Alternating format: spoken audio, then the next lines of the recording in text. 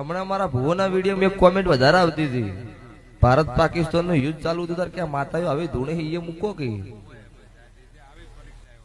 એટલે સભાવાળો ઈ જેસલમેરમાં તનોડ માતાનું મંદિર એ મિસાઇલ પડી નહીં ફૂટી.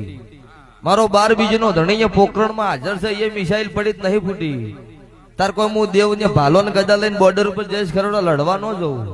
હા એ મારથી થતું હોય હું બ્લાસ્ટ ન થવા રહ્યું સભાવાળો એ હું તમારું અત્યારે ભારત ગુજરાત દેશનું દેરું છું સભાવાળો. એટલે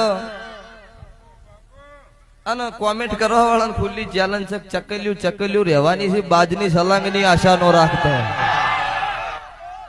વાતો કરે ને કોમેન્ટ કરે નો કોઈ મેળાવ.